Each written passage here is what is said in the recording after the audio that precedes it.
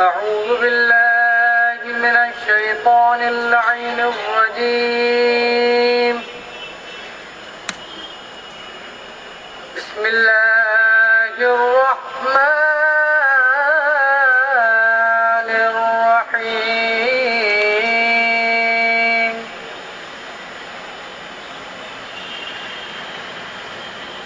إنا أعطيناك الكوثر.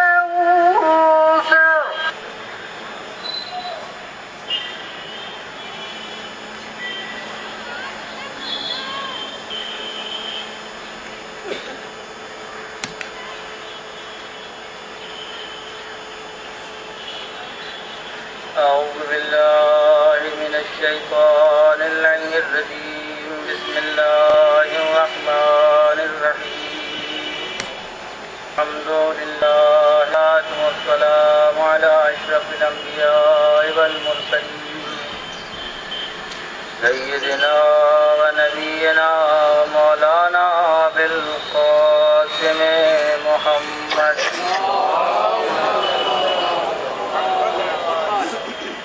وآله الطيبين الطاهرين المعصومين المنتجبين المنتخبين المطهرين الذين أذهب الله عنهم الرجس وطهرهم تطهيرا.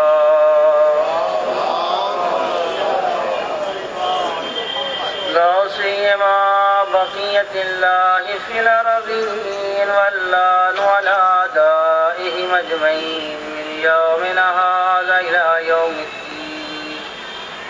أما بعد فقد قال الله سبحانه تبارك وتعالى في محكم كتابه وقوله الحق. بسم الله الرحمن الرحيم.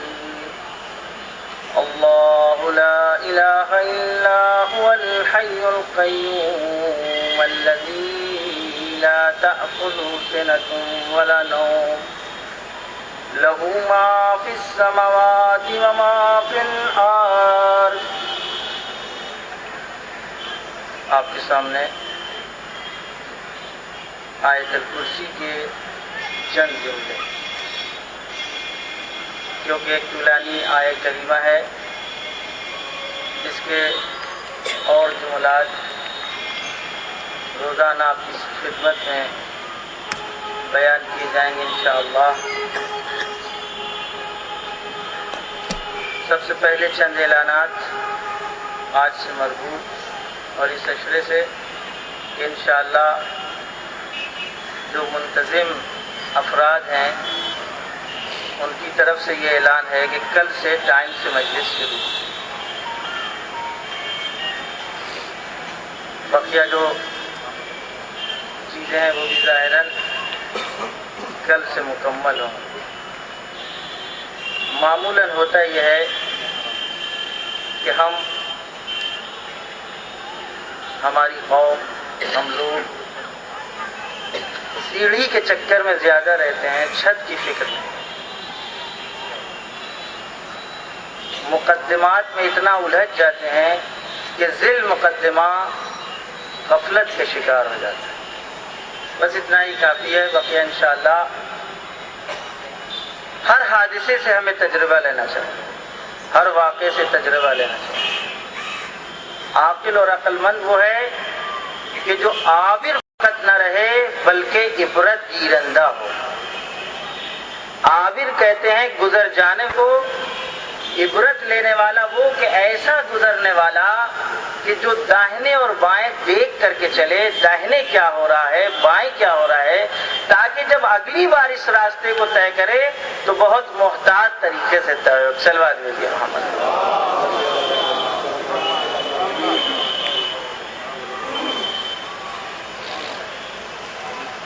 عنوان اس بحث کا توحید اور عاشور ہے، کربلا. توحید کے سلسلے میں آپ لوگوں نے سال گزشتہ چند معروضات سنے. انشاءاللہ اسی بحث کو آگے بڑھاتے ہوئے لیکن حادثے واقع کربلا میں، تاریخ کربلا میں توحید کے نقش و نگار ڈھونڈتے ہوئے توحید ہماری زندگی ہے، توحید ہمارا دین ہے، توحید محور دین ہے۔ اگر توحید کسی کے پاس نہیں تو پھر وہ دیندار نہیں، وہ صاحب دین نہیں ہے۔ توحید ایک ایسا مرکز اور ایک ایسا محور ہے کہ جہاں ہر عقیدے کی بازگشت توحید پر ہوتی ہے۔ اگر ہمارا کوئی عقیدہ، ہمارا کوئی نظریہ، ہمارا کوئی مذہبی نقطہ نظر توحید سے ٹیلی نہ کرتا ہو تو وہ مذہبی نظریہ نہیں ہو سکتا، رسم و رواج تو ہو سکتا ہے۔ اکثر بات دیکھیے،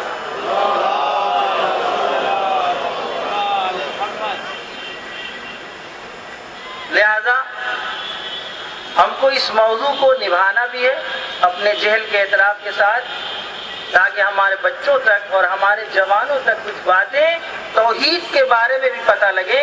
اور یہ جو ہم دیکھ رہے ہیں کہ 1400 سال سے پرچم توحید اگر باقی ہے تو کون سی روح تھی اس پرچم کو بچانے والی، اس کا کون سا کارنامہ تھا کہ جس نے اس پرچم توحید کو کبھی سرنگون نہیں ہونے دیا، بلکہ وہ جس وقت نوک نیزہ پر اس کا سر بلند ہو رہا تھا تو اسی وقت کلمہ لا الہ الا اللہ کو بلند کر کے چلا گیا۔ آج اس پرچم کا سایہ ہے کہ جس کے تلے ہم اور آپ بیٹھے ہوئے ہیں۔ آج یہاں اہتمام ہے، یہ مجالس، آج یہ عاشورہ کی یاد، آج یہ کربلا کے ساری نشانیاں اور علامتیں دنیا کے کونے کونے میں اسی کربلا سے لی گئی ہیں۔ اور کربلا کی نشانیاں یعنی توحید کی نشانیاں۔ کربلا کا جب تذکرہ ہوتا ہے تو آغاز توحید سے ہوتا ہے، آغاز توحید سے ہوتا ہے۔ تمام تاغوتوں کا پہلے انکار ہوتا ہے، پھر وحدہ لا شریک کا اقرار ہوتا ہے۔ یہی وہ راز پنہا تھا جس کو حسین نے کربلا کے چٹیل میدان میں اپنے خون کے ذریعے سے لکھ کر کے چلا۔ اعوذ باللہ، میں پناہ مانگتا ہوں اس ذات والا کے ذریعے سے، من الشیطان الرجیم، اس شیطان سے۔ جب بھی آغاز مجلس ہوگی، جب بھی آغاز تذکرہ کربلا ہوگا تو پہلے تاغوتوں سے انکار ہوتا ہے، پھر وحدہ لا شریک کا اقرار ہوتا ہے۔ بسم اللہ الرحمن الرحیم، یہ تو وہ چیزیں جو عام طور سے ہر انسان اپناتا ہے، اور پھر اس کے بعد حمد الہی سے شروعات ہوتی ہے۔ حمد الہی کے بعد خداوند عالم کی توحید کا اقرار، توحید کے تمام نشیب و فراز، وہ تمام گہرائیاں، وہ تمام سطوح کہ جو انسان کو ہمیشہ جوان رکھتی ہیں، جس میں توحید ذات کا بھی تذکرہ ہو، جس میں توحید صفات کا بھی تذکرہ ہو، جس میں توحید افعال کا بھی تذکرہ ہو۔ یہ ساری باتیں ہم کو جب کربلا کا تذکرہ کرتے ہیں تو کربلا کے تذکرے کے سائے میں ہم کو صحیح اور اصلی توحید ملتی ہے۔ سلوات دیجیے۔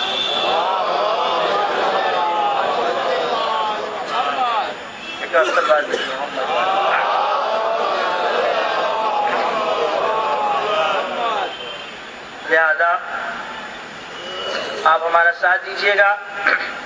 سال گزشتہ ہمارے بعض دوستوں کی شکایت اور گلہ بالکل بجانب تھا کہ بعض الفاظ ایسے ہوتے ہیں کہ جو آج کل جوانوں کی سمجھ میں نہیں آتے، کیونکہ بیان وہ مفید ہوتا ہے جو زمانے اور مکان کے تقاضوں کے اعتبار سے۔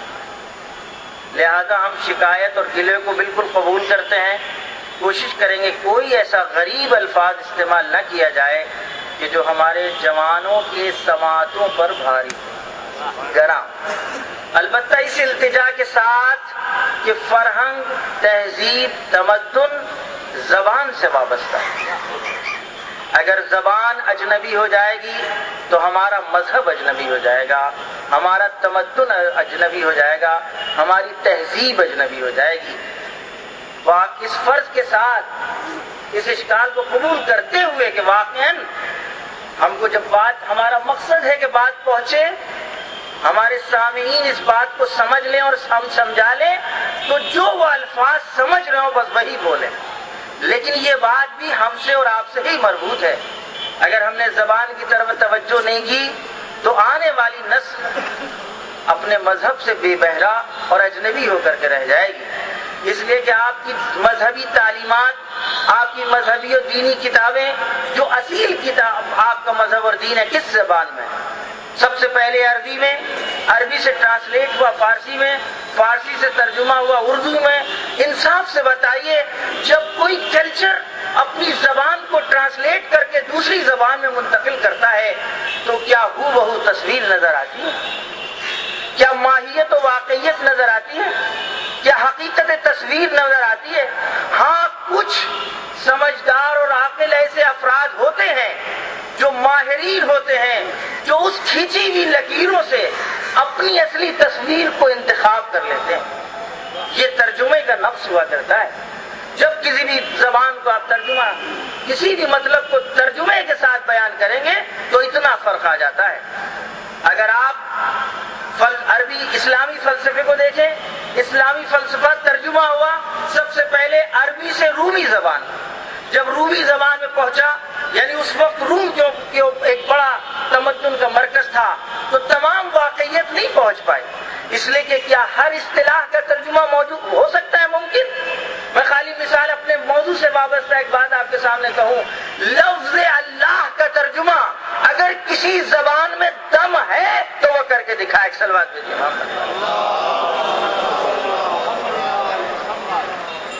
یہ صرف اپنے موضوع سے مربوط بات ہے، باقی ہم آپ کا وقت اس الگ ہٹ کر کے نہیں لینا چاہتے۔ لفظ اللہ کا ترجمہ نہ کسی زبان میں دم ہے، نہ اردو زبان، حتیٰ عربی میں بھی اگر لفظ اللہ کو سمجھانا ہو تو کئی صفحات کی ضرورت پڑتی ہے۔ اگر کوئی اللہ سے واقفیت نہ رکھتا ہو لفظ اللہ کہ اس کے کیا معنی اور اس کے کیا مفاہیم ہیں، تو کئی صفحات کی ضرورت پڑتی ہے تاکہ اللہ کے معنی سمجھائے جا سکیں۔ اس لیے کہ اللہ، لفظ اللہ اپنے چار مفہوموں کو اپنے ساتھ سمیٹے ہوئے ایک لفظ ہے لیکن چار معنی کا مالک ہے۔ سب سے پہلے توحید ذات اسی لفظ اللہ میں پوشیدہ ہے، دوسرے توحید صفات اسی لفظ اللہ میں پوشیدہ ہے، توحید افعال اسی لفظ اللہ میں پوشیدہ ہے۔ انشاءاللہ جب ہم مثال دیں گے اور بحث آگے آئے گی تو یہ بات واضح ہوگی کہ توحید ذات کا مطلب کیا ہے، توحید صفات کا مطلب کیا ہے، توحید افعال کا مطلب کیا ہے، توحید عبادت کا کیا مطلب ہے۔ صلوات بھیجیے محمد۔ ہم دلیل کے طور پر صرف اتنا بتا دینا چاہتے ہیں کہ اگر لفظ اللہ میں صرف ایک معنی پائے جاتے تو ہم مسلمان نہیں ہو سکتے تھے۔ کلمہ لا الہ کو پڑھنے کے بعد، لا الہ الا اللہ، کوئی خدا نہیں سوائے اس وحدہ لا شریک۔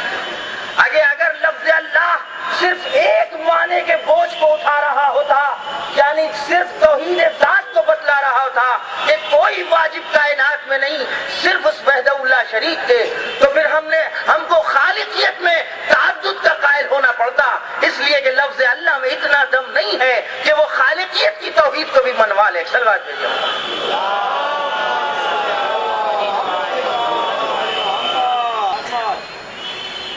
اس کا مطلب لا الہ الا اللہ، کوئی معبود نہیں سوائے اس وحدہ لا شریک کے، کوئی معبود نہیں یعنی کوئی واجب الوجود نہیں، صرف اس واجب حقیقی۔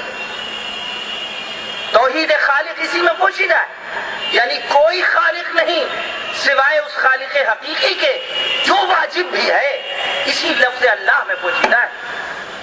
کوئی رب نہیں، جو معبود ہے، جو واجب ہے وہی خالق ہے، جو خالق ہے وہی تربیت کنندہ بھی ہے، وہی مربی بھی ہے، وہی مدبر بھی ہے، اسی کے ہاتھ میں کائنات کا نظام بھی ہے۔ صلوات بھیجیے۔ یہ لفظ اللہ میں پوشیدہ ہے، اور جب کوئی ایسا ہو کہ جس کا وجود اس کی ذات سے ہو، کسی کا محتاج نہ ہو، جب کوئی ایسی ذات ہو کہ وہی سب کا خالق ہو، جب کوئی ایسی ذات ہو کہ سارا انتظام اس کے ہاتھ میں ہو، تو اب بتاؤ دنیا والوں کہ کسی اور کے آگے آگے سجدہ کیا جا سکتا ہے؟ صلوات بھیجیے محمد۔ کیا مطلب ہوا؟ توحید عبادت، عبادت کسی کے نہیں ہو سکتی سوائے اس کے کہ جو واجب بھی ہے، سوائے اس کے جو خالق بھی ہے، سوائے اس کے کہ جو رب بھی ہے، رب تشریع بھی ہے، رب تکوینی بھی ہے، یعنی قانون کا حق بھی اسی کو ہے، شریعت صرف اسی کی چلے گی، قانون صرف اسی کا چلے گا، کائنات کے نظام کو بنانے کا حق صرف اس کو ہے، چلانے کا حق صرف اس کو ہے۔ جب ایک ایسا ہے تو پھر محتاجوں کے آگے سجدہ نہیں کیا جا سکتا، وحدہ لا شریک کے آگے سجدہ ہوگا۔ ایک سلوات دیجیے۔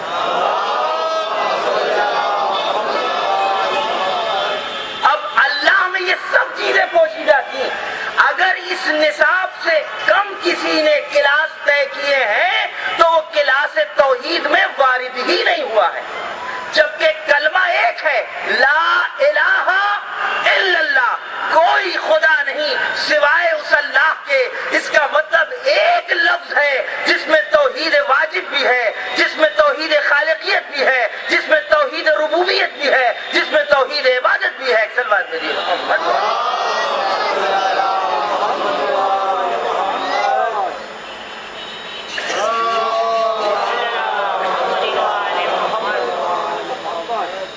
بات کہاں سے شروع ہوئی تھی کہ لہذا ہمیں اپنی زبان کے اوپر متوجہ رہنا چاہیے۔ مقرر، خطیب، یہ اس کی ذمہ داری ہے کہ وہ اپنی بات کو سمجھائے تاکہ بچے اور جوان سب سمجھ جائیں، لیکن ہم اپنی اس ذمہ داری سے غافل نہیں ہو سکتے۔ آج بہرحال انگلش میڈیم کا دور، ہندی میڈیم کا دور ختم ہو گیا، انگلش میڈیم کا دور ہے۔ ہم پوچھنا چاہتے ہیں واقعاً اگر آپ اپنے دین کو اپنی زبان میں نہ سمجھا پائے تو کل اگر وہ چاہے کہ اپنی دین کو سمجھے تو کس زبان میں سمجھے؟ ہمارے پاس مجبوریت زمانہ نے وقت نہیں دیا کہ ہم اس کو دین سمجھا سکیں۔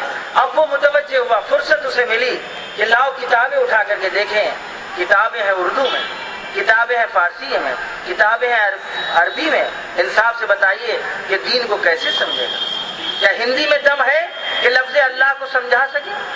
کیا انگلش میں دم ہے کہ لفظ گاڈ میں اتنا دم ہے کہ وہ بتا سکے کہ چار چار وزن و سنگینیاں پائی جاتی ہیں اس لفظ اللہ؟ یہ جو وحدانیت کا اقرار اسی لفظ اللہ میں پوشیدہ ہے، لہذا ہم اپنی ذمہ داری نہ نبھائیں۔ بہرحال صلوات بھیجیے محمد والے۔ نبھانا نہ بھولیں تاکہ آنے والی نسلیں ہمارے خلاف روز محشر ریٹ دائر نہ کر سکیں۔ وکیلوں کا بچپن، کوئی مقدمہ ہمارے خلاف نہ ہو کہ آپ نے اپنی مجبوریتوں کی بنا پر ہم کو دین نہیں بتایا۔ دین سکھانے کے لیے جن لوگوں کو بلایا تھا، جن لوگوں کو آپ نے ہمارے لیے معین کیا تھا، انہوں نے بچپن میں الفاظ تو رٹائے تھے، الفاظ کے معنی سمجھانے کا یا ان کو بھی طریقہ نہیں تھا، یا یہ کہہ کے ٹال دیا کہ یہ ابھی بچے ہیں، ان کو یہ الفاظ رٹ لینے دیجئے، جب بڑے ہوں گے تو سمجھ جائیں گے۔ جب بڑے ہوئے تو ان کے پاس وقت ہی نہیں سمجھنے کا۔ اب انصاف سے بتائیں، ہماری اور آپ کی ذمہ داری ہے، لذا ہمیں زبان کی طرف توجہ کرنی چاہیے۔ اللہ لا الہ الا هو الحی القیوم۔ آیت الکرسی، آیت الکرسی، اس آیت کو آیت الکرسی ہم نے نہیں بنایا، کسی مسلمان نے اس کا نام نہیں رکھا، بلکہ خود رسول اکرم کی زبانی اس آیت کو آیت الکرسی کہا گیا۔ آیت الکرسی میں 16 ایسی جگہ ہیں کہ جہاں پر اللہ کا یا ڈائریکٹ تذکرہ ہے یا ضمیر کے ذریعے تذکرہ ہو رہا ہے۔ میرے عزیز دوستوں، جب ایک جملہ جس میں ایک بار اللہ کا تذکرہ پایا جائے تو وہ انسان کی وحدانیت کی ذمہ داری لے لیتا ہے کہ یہ مسلمان ہے، یہ موحد ہے۔ تو پھر وہ آیت کریمہ کہ جس میں 16 مرتبہ اللہ کا تذکرہ ہو، جس میں صفات جمالیہ بھی ہوں، جس میں صفات جلالیہ بھی ہوں، صفات ثبوتیہ، صفات سلبیہ۔ جمالیہ یعنی صفات ثبوتیہ، جلالیہ یعنی صفات سلبیہ۔ صفات ثبوتیہ یعنی وہ صفات کہ جس کا مستحق خدا ہے، جس کا حق ہے کہ خدا میں پائی جائیں۔ صفات سلبیہ وہ صفتیں کہ جو اللہ میں پائی نہیں جا سکتی، اس لیے کہ اگر وہ صفت پائی جائے تو پھر وہ سب کچھ تو ہو سکتا ہے، خدا نہیں ہو سکتا ہے۔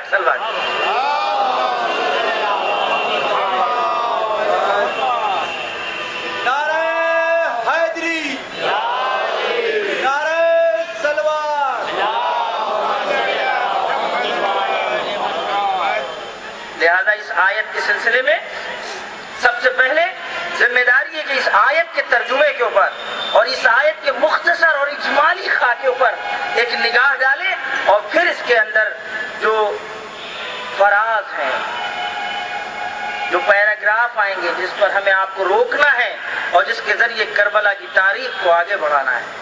اس آیت الکرسی کے ایک ایک جملے کے اوپر ہمیں کربلا میں ڈھونڈنا ہے، کربلا کی تاریخ میں ڈھونڈنا ہے، اس ایک دن میں ڈھونڈنا ہے کہ جس ایک دن کے لیے 1,24,000 پیغمبروں نے زحمت دی۔ اس آیت الکرسی کی لاج اس ایک دن میں، ایک دوپہر میں ہمیں ڈھونڈنا ہے کہ آیت الکرسی کو عملی جامہ کس طریقے سے پہنایا گیا، کس طریقے سے مجسمہ توحید امام حسین علیہ السلام نے کربل کے میدان میں پیش کیے۔ صرف خود تنہا مجسم نہیں تھے، اپنے ساتھ توحید کے کئی مجسمے لے کر کے آئے تھے۔ بڑا ہے تو توحیدی مجسمہ، بچہ ہے توحیدی مجسمہ، جوان ہے توحیدی مجسمہ، بوڑھا ہے توحیدی مجسمہ، جن کی کانوں میں ترانے وحدانیت کے کچھ اور محسوس ہی نہیں ہوتا، وہ سوائے وحدانیت کے کوئی اور ترانہ پسند ہی نہیں کرتے، ان کی سماعتیں آشنا ہی نہیں ہے۔ سلوات دیجیے۔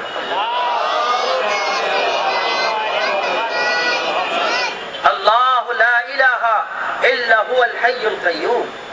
آیت کی فضیلت آپ جانتے ہیں، حضرت علی علیہ السلام ارشاد فرماتے ہیں کہ اگر تم جانتے ہوتے کہ اس آیت میں کیا ہے تو کبھی اس کو بھولتے نہیں، بلکہ صبح و شام اس کی تلاوت کرتے۔ ہمارے ماں باپ نے بچپن میں، آپ کے ماں باپ نے آپ کو بچپن میں اس آیت سکھائی تھی۔ کتنے بزرگوں کی نگاہیں عمیق تھیں، کتنا زیادہ دین کی حفاظت کرتے تھے کہ بچوں کو ایسے کوٹ سکھا کر کے چلے گئے کہ چاہے معنی آتے ہو یا نہ آتے ہو، نظام تکوین میں جب کوٹ زبان سے صادر ہوں گے تو اپنا عمل اور اثر کر کے چھوڑیں گے۔ سلوات۔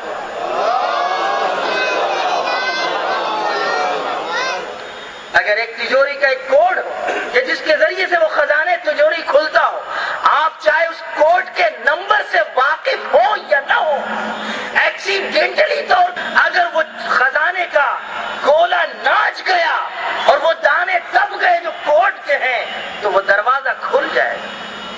یہی وہ راز تھا کہ جو ائمہ نے بتایا ہے کہ اگر تم جان لیتے کہ آیت الکرسی میں کیا ہے تو کبھی بھولتے نہ، مستقل اس کو یاد کرتے۔ 16 مرتبہ اللہ کا تذکرہ، جس آیت کا آغاز لفظ اللہ سے ہو رہا ہو، اللہ لا الہ الا هو الحی القیوم، جس آیت کا اختتام ابدی خلود کے اوپر مل رہا ہو، وَهُمْ فِيهَا خَالِدُونَ، جس کا آغاز لفظ اللہ سے ہوگا، اس کا اختتام خلود کے علاوہ، ابدیت کے علاوہ اور کچھ ہو ہی نہیں سکتا ہے۔ سلوات دیجیے۔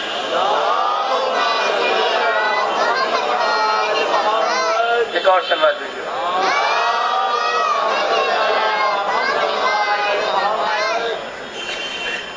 اللہ لا الہ، اللہ سبحانہ تبارک و تعالی وہ ہے، لا الہ، کوئی معبود نہیں۔ بعد والے آنے والے دنوں میں ہم آپ کے سامنے گفتگو کریں گے اپنے جوانوں اور اپنے چھوٹے بھائیوں سے کہ ہم تو دیکھتے ہیں کہ ارد گرد ہر طرف معبود ہی معبود، ہر طرف خدا ہی خدا۔ پھر سرزمین ہندوستان پر کہ جہاں چین کا سایہ ہے، کہ جہاں تبت کا سایہ پڑ رہا ہے، جدھر جاپان جیسا ملک باقی ہے، کہ نہ جانے کس کس طرح کے بت پائے جا رہے ہیں ان سرزمین کے اوپر کہ جن کو اپنا معبود سمجھا جا رہا ہے۔ تو پھر یہ اعلان، یہ نعرہ لا الہ، کوئی معبود نہیں، تو یہ سراسر تو ایسا نظر آ رہا ہے کہ صرف ہماری زبان سے دہرایا جا رہا ہے کہ تم دہراتے رہو، جبکہ ہم عینی طور پر دیکھ رہے ہیں جانے کتنے معبود ہیں، دور کی کیا بات کریں، خود انسان کے اندر اس کا معبود موجود ہے. کہیں باہر جانے کی ضرورت نہیں ہے، گھر کے باہر جانے کی ضرورت نہیں ہے، کسی ملک کی سیر کرنے کی ضرورت نہیں ہے، بلکہ خود اس کے درون میں اس کا معبود موجود ہے. جہاں وہ ہوا و ہوس کے سامنے سجدہ ریز نظر آتا ہے، جہاں شیطانی خواہشوں کے سامنے جو انسان کی اپنی خواہش بن کر کے ابھر رہی ہیں وہ اس کو اپنا معبود سمجھ رہا ہے. تو پھر اس کا مطلب کیا؟ لا الہ، کوئی معبود نہیں الا اللہ، سوائے اس وحدہ لا شریک کے. سزا دیجیے.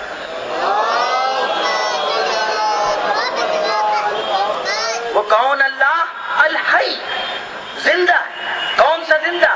ہمارے اور آپ جیسا؟ وہ زندہ کی جو حیات کا محتاج، وہ جو دنیا میں آنے کے بعد اگر روئے نہ تو لوگ مردہ سمجھے، اس کو مار مار کے رلایا جائے، اس کی حیات کی علامت و دلیل اس کا گریہ بنے. ایسی حیات نہیں، الحی، ایسی حیات کہ جو علم کا مالک ہو، ایسی حیات کہ جس میں قدرت لا یزال پائی جائے، ایسی حیات کہ جو اس میں علم لا یتناہی کا مالک ہو. علم و قدرت حیات کے لازمہ ہیں. جہاں علم پایا جائے، جہاں قدرت پائی جائے، وہ زندہ سمجھا جاتا ہے. مگر نہ چلتا پھرتا تو ہے لیکن نہ قدرت پائی جا رہی ہو، نہ علم سے واقف ہو، تو کیا ایسے چلتے پھرتے انسانوں کو آپ زندہ کہہ سکتے ہیں؟ اس کا مطلب وہ حی ہے، ایسا حی جو قدرت لا یزال کا مالک ہے، ایسا حی جو علم لا یتناہی کا مالک ہے. صلوات دیجیے محمد. الحی القیوم، وہ قائم ہے. کیا قائم ہے؟ اس کی ذات خود اس سے وابستہ ہے، وہ محتاج نہیں ہے لفظوں کو بدلنے. پوری کائنات کا قیام اس کی ذات سے ہے، اس کا قیام اپنی ذات سے ہے. صلوات دیجیے.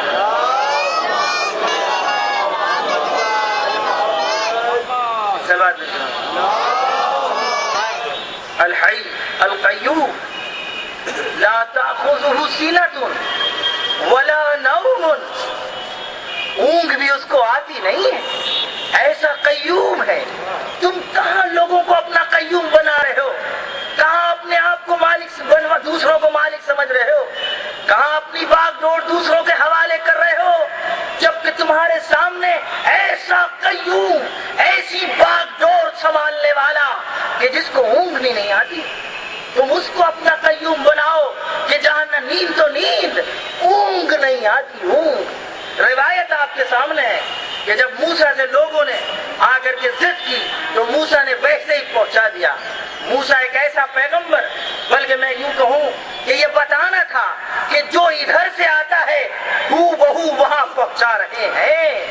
یہ نہ کہنا کہ کچھ رد و بدل ہے، یہ اس بات کے لیے بتلایا کہ دیکھو اب جو ادھر سے ہم پہنچا رہے ہیں اس میں میرا کوئی دخل نہیں ہے، جو دیا گیا وہ لے کر کے آیا ہوں. صلوات دیجیے. لہذا وہاں تک شکوہ پہنچا کہ بھائی لوگ کہہ رہے ہیں کہ خدا تمہارا خدا تو سوتا نہیں ہے، وہ تو یہ اعلان کر رہا ہے، یہ کیسے ممکن ہے؟ اور وہ واقعہ آپ کے سامنے ہے کہ 2 شیشوں کو دیا گیا. موسیٰ تم بھی عملی جامہ پہناؤ، بدلاؤ، تم مظہر ہے نا ہماری صفات کا مظہر ہو. بتاؤ دیکھو ہم پیغمبر ہیں، ہم نبی ہیں، ہم اللہ کے اولو العزم پیغمبروں میں ہیں، اس کے باوجود ہم میں دم نہیں ہم اپنی نیند کو کنٹرول میں رکھ سکیں. ہم کو اپنے ہی اوپر کوئی اختیار نہیں.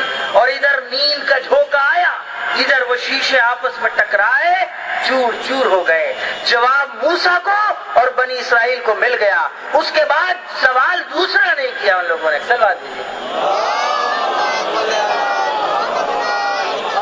لا تأخذہ سنۃ ولا نوم لہ ما فی السماوات وما فی الارض، وہ زمین کا بھی مالک، وہ آسمان کا بھی مالک. لہو ما فی السماوات وما فی الارض، وہ جو کچھ زمین میں اس کا بھی مالک، وہ جو کچھ آسمان میں بھی اس کا بھی مالک. اس کا کیا مطلب؟ لازمہ یہ ہوا وہ زمین کا بھی مالک، زمین کے خزانوں کا بھی مالک، آسمان کا بھی مالک، آسمان کے خزانوں کا بھی مالک. لیکن کیسا مالک؟ ایسا مالک کہ جیسے ہم اس رومال کے مالک ہیں.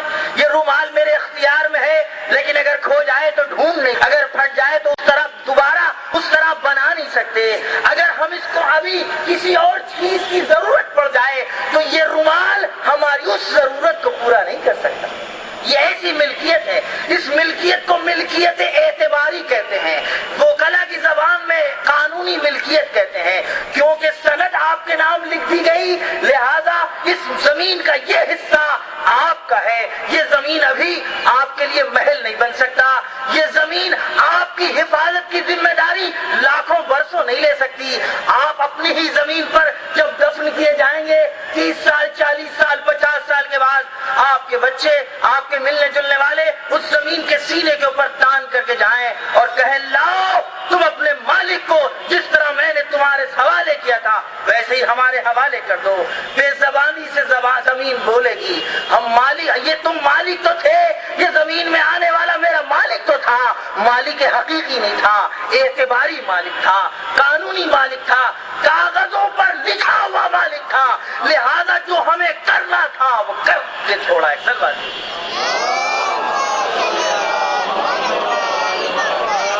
لہو ما فی السماوات، یہ ملکیت وہ ملکیت نہیں ہے، یہ ملکیت حقیقی ہے. یہ پہاڑوں کو پاؤڈر میں بدل دے، خاک میں تبدیل کر دے، زمین کو سمندروں میں بدل دے، بہتے ہوئے سمندروں کو چٹیل میدان میں تبدیل کر دے، جو ماہیتوں کو تبدیل کر دے وہ حقیقی مالک ہوا کرتا ہے. اور جو جیسا ہے صرف کچھ دنوں کے لیے میرے پاس عاریتن ہے، وہ حقیقی نہیں، قانونی اعتباری مالک ہے. سلوات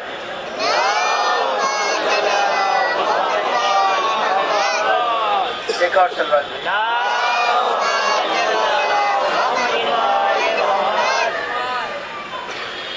لہو ما فی السماوات و ما فی الارض، اس پر گفتگو ہوگی آنے والے دنوں میں. من ذا الذی یشفع عندہ الا باذنہ، اہم موضوع ہے یہ گفتگو کا. ہے کوئی کہ جو کسی کی شفاعت کر سکے اللہ کے نزدیک؟ کسی کو حق شفاعت نہیں ہے. من ذا الذی، ہے کوئی، استفہام انکاری اس کو اصطلاح میں کہتے ہیں، یعنی ایسا سوال کہ جس میں انکار پوشیدہ ہو، سوال کی شکل میں ہو لیکن انکار پوشیدہ ہو، اس کو استفہام انکاری کہا جاتا ہے. من ذا الذی، ہے کوئی، یعنی کوئی ایسا نہیں جو حق کے شفاعت رکھتا ہو. ہاں کچھ ہستیاں ہیں وہ الا باذنہ، جن کو خود خدا اجازت دے دے. اگر خدا کسی کو اجازت دے دے تو وہ حق کے شفاعت رکھتے ہوئے شفیع قرار پائیں گے. سلوات دیجیے. ابھی کیونکہ صرف آیت کا ترجمہ پیش کرنا ہے، وگرنہ ان تمام گوشوں کے اوپر ہمیں آپ کا وقت لینا ہے، اپنی زبانوں کو متوجہ کرنا ہے، لوگوں کی زبانوں کو بند کرنا ہے کہ آخر توحید کا کلمہ پڑھنے والوں اور دیکھو تو قرآن کیا کہہ رہا ہے اور ہم عملی طور کے اوپر کس طریقے نعرے لگا رہے ہیں. من ذا الذی، ہے کوئی جو حق کے شفاعت رکھتا ہو؟ ہاں کوئی نہیں ہے وہ حضرات کہ جن کو خود خدا شفیع بنا. اگر خدا کسی کو حق کے شفاعت دے دے تو وہ شفاعت ادا کر سکتا ہے. اب اگر کوئی اس کو نہ مانے تو کیا موحد ہوگا؟ کیا مسلمان ہو سکتا ہے؟ کیا دائرہ اسلام میں دباغی رہ سکتا ہے کہ جس کو خدا شفیع بنائے اور کہے نہیں یہ شفیع نہیں ہے؟ کیوں؟ یہ اطاعت خدا سے انکار ہو جائے گا، آیت خدا کے کا مقابلہ ہو جائے گا، لہذا پھر وہ مسلمان نہیں بلکہ دائرہ اسلام سے خارج ہو جائے گا. اکثر بات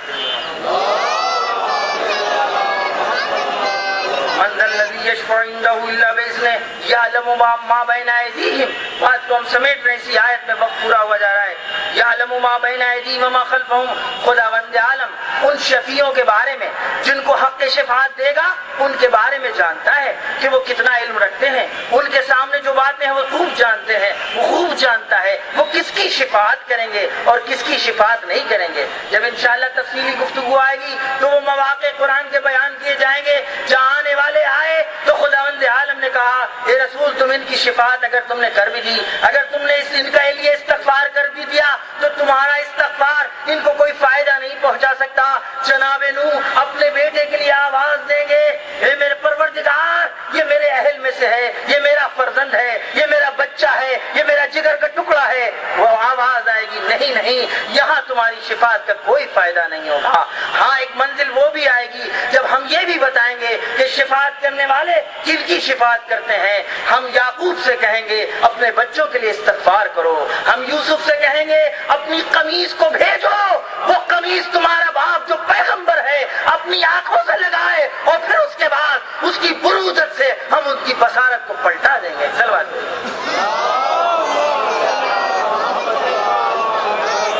کہاں شفاعت، کہاں شفاعت نہیں، کون شفیع بن سکتا ہے، کون شفیع بن نہیں سکتا، انشاءاللہ یہ ساری گفتگو آئیں گی۔ پھر جب کربلا کا تذکرہ ہوگا تو ہمیں پتہ لگے گا، جب یعقوب شفیع بن سکتے ہیں، جب یوسف کا کرتا شفیع بن سکتا ہے، تو کیا کربلا کا تذکرہ ہماری شفاعت نہیں کرا سکتا؟ کیا کربلا کے شہید ہمارے لیے شفیع نہیں بن سکتے؟ کیا کربلا میں بہتا ہوا خون بے گناہوں کا ہماری شفاعت نہیں کر سکتے؟ شفاعت من ذا الذی یشفع عنده الا باذنہ، کون ہے جو شفاعت کرے اللہ کی بارگاہ میں مگر وہ لوگ کہ جن کو اللہ نے حق شفاعت دیا ہے۔ وہ کیسے لوگ ہیں گے کہ جن کو بلانے کے لیے خود خدا آواز دے گا، یا ایتھا النفس المطمئنۃ ارجعی الی ربک راضیۃ مرضیہ، اے میرے نفس مطمئنہ بس تو پلٹا اپنے پروردگار کی طرف۔ ایسا شفیع جس کی دوری خود خدا برداشت نہیں کر سکتا۔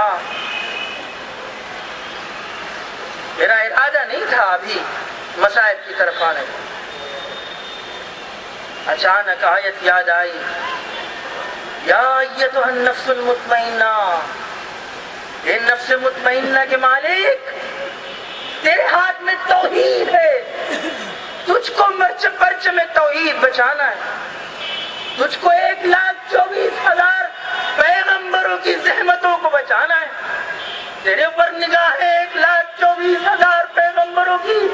تیرے نانا نے تیرے لیے ایسے ہی نہیں کہہ دیا تھا وانا من حسین، رسول کی نگاہیں دیکھ رہی حسین کے کارنامے کو، حسین کے کارزار پر نگاہ کی، وانا من حسین، وانا من حسین کہتے ہی 1,23,999 پیغمبروں کی نگاہیں محمد کی زبان پر تھی، محمد کے چہرے پر تھی کہ محمد تم نے جس کے حوالے یہ کیا ہے دین، وہ دین کو بچائے گا۔ لہذا حسین نے اس دین کی ذمہ داری کو کس طریقے سے نبھایا؟ کربلا کا میدان ہے، ایک لا الہ ہے، ایک الا اللہ ہے، طاغوت کا انکار ہے، معبود حقیقی کا اقرار ہے۔ مدینے سے چلے تو طاغوتوں کا انکار کرتے ہوئے چلے۔ جس وقت یزید کی طرف سے بیعت کا اعلان ہوا تھا کہ حسین تم بیعت کرو، آواز دی حسین مثلی لا یبایع مثلہ، مجھ جیسا حسین بیعت نہیں کرتا، یزید جیسے کی بیعت نہیں کر سکتا، اس لیے کہ مثلی لا یبایع مثلہ میں آدم پوشیدہ تھے، نوح آواز دے رہے تھے، ابراہیم پشت پر تھے، اسماعیل کی آواز تھی، اے حسین میری قربانی تمہارے حوالے ہے۔ تو حسین میرے بابا میرے باپ اس میدان ذی ذر میں چھوڑ کر کے گئے تھے توحید کے پرچم کو عام کرنے کے لیے، لہذا آج انکار بیعت میں ابراہیم کے 11 امتحان پوشیدہ ہیں، موسیٰ کے امتحانات پوشیدہ ہیں، لہذا حسین کا ہاتھ اتنا بھاری اتنا وزنی ہو چکا تھا کہ جس ہاتھ کے اوپر 1,24,000 پیغمبروں نے بیعت کی تھی، اس لیے بیعت کی تھی کہ یہ ہاتھ وزنی سنگین بن جائے، پھر یہ ہاتھ یزید کے ہاتھ پر بیعت نہیں کر سکتا۔ مثلی لا یبایع مثلہ، لا الہ الا ہو، نہیں ہے کوئی معبود، کوئی لائق سجدہ نہیں، کوئی مستحق سجدہ نہیں، کسی کے آگے حسین جیسا اپنی جبین کو نہیں ٹکا سکتا، اس لیے کہ حسین کی جبین تنہا جبین نہیں ہے، آدم کی جبین جڑی ہوئی ہے، ابراہیم کی جبین جڑی ہوئی ہے، اسماعیل کی جبین جڑی ہوئی ہے، لہذا مثلی لا یبایع مثلہ، مجھ جیسا یزید جیسے کی بیعت نہیں کر سکتا۔ وہ انکار بیعت تھا کہ جو لا الہ کی شکل میں تھا. عصر عاشورہ کربلا کی چٹیل میدان میں اس گرم ریت کے اوپر جو سجدہ تھا وہ الا اللہ کا اعلان تھا. اگر کوئی لائق سجدہ ہے تو وہی وحدہ لا شریک ہے، کہ جس کے لیے ہم چھوٹے سے کارزار کو، چھوٹے سے خاندان و قبیلے کو لے کر مدینے سے چلے.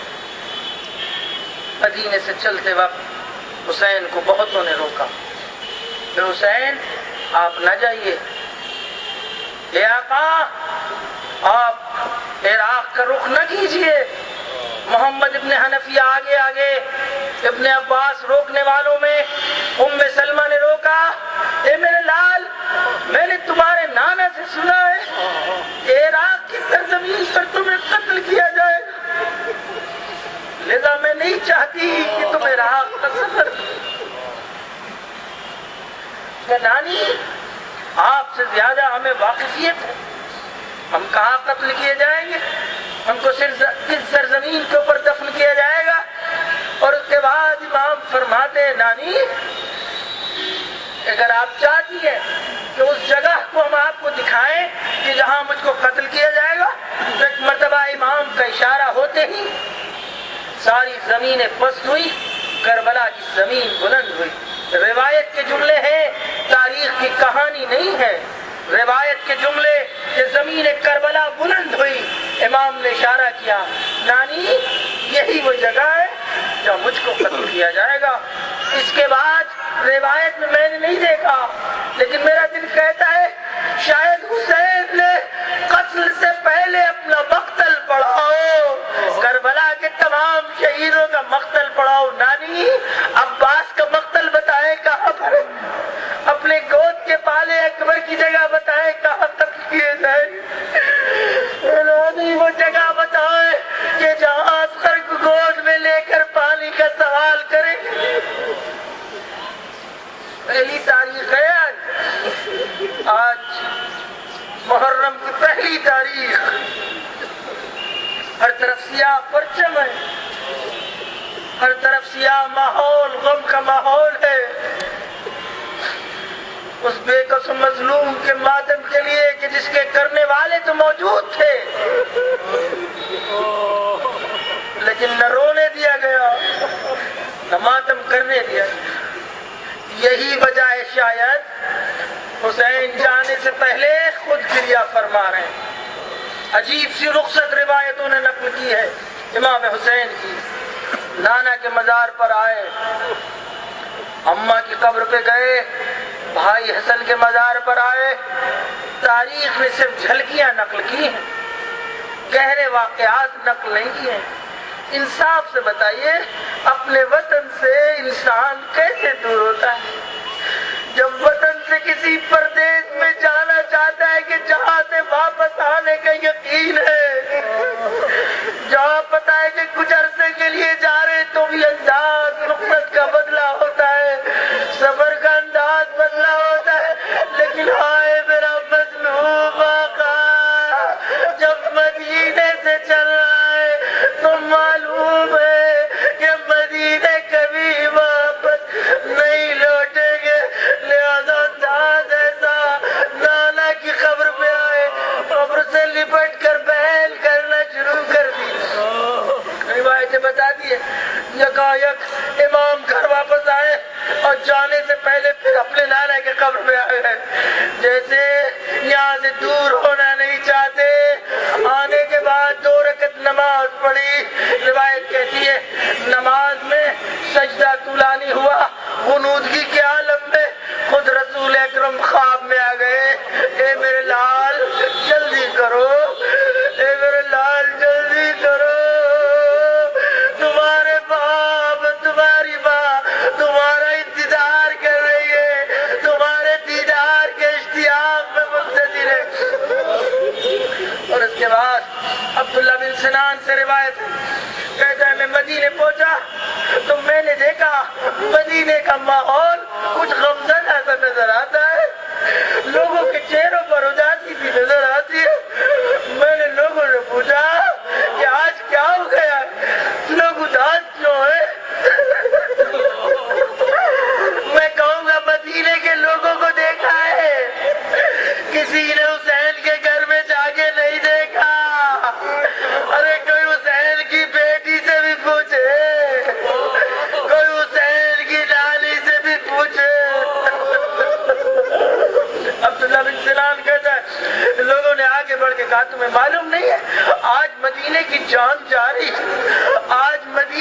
دل جا رہا ہے، آج مدینہ ویران ہو رہا ہے۔ کا کون کا حسین مدینہ چھوڑ رہے، حسین مدینہ چھوڑ رہے۔ ایک مرتبہ کہتا میں کھڑا ہوا تھا، یک میں نے دیکھا کہ ایک جوان آیا اور اس نے ایک مرتبہ محمل کے پردے کو ہٹایا اور ایک خاتون آئی اور سوار ہو گئی۔ میں نے پوچھا یہ کون سا؟ کہ یہ بچہ جو آگے تھا یہ قاسم تھا، جو سوار ہوا وہ بی بی ام فروہ تھی۔ کچھ دیر کے بعد میں نے پھر دیکھا، پھر ایک جوان آیا، پھر اس نے کسی بی بی کو سوار کیا، پھر پوچھا کہ یہ ام لیلہ تھی جہاں اکبر سوار کر رہے تھے۔ کچھ دیر کے بعد کہتے ایک مرتبہ میں نے دیکھا ایک بلند قد و قامت کی بی بی باہر آئی۔ حسین ایک مرتبہ اپنی جگہ سے بلند ہوئے، عباس آگے بڑھے، اکبر آگے بڑھے، قاسم آگے بڑھے، سب نے مل کر زینب کو سوار کیا۔ حسین نے آواز دی، قدموا جوادی، ارے میرے رہوار کو لے کر کے آؤ، اس لیے کہ اب سفر کا آغاز ہوگا۔ بس میں کہوں گا آقا، اے عبداللہ بن سلال، تم نے اس روایت کو تو نقل کر دیا، لیکن جب کربلا سے مدینے کی طرف یہ قافلہ لوٹے گا تو بیویاں تنا ہوگی۔ حسین آواز دے رہا ہوگا، ایکم، کون ہے جو مجھ کو سوار کرے؟ کوئی نہ ہوگا۔ زینب خیمے سے باہر آئے گی، اے بھیا بہن زینب زندہ۔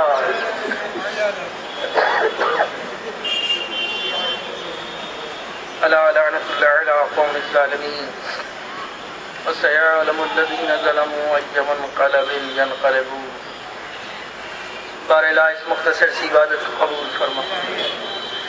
ابو جہاں جہاں ظلم اور ظالم کو اس طرح مظلوموں کی حفاظت فرما، امام کے ظہور میں تاجیل فرما، ان کے اصحاب و انصار میں شمار فرما۔ نئے لکھنؤ میں جہاں جہاں بھی پروگرام عمومی ہو رہے ہیں، شاہ نجف میں مجلس کا اہتمام ہے، حسین آباد میں مجلس کا اہتمام ہے، کوشش کریے اس نئے لکھنؤ میں ضرور آئیے، اس لیے کہ عزاداری کے ذریعے آپ پیغام دے سکتے ہیں۔ ایک مرتبہ سورہ حمد اور 3 مرتبہ سورہ توحید کی تلاوت مرحوم سعادت علی خان کی روح کو دیا۔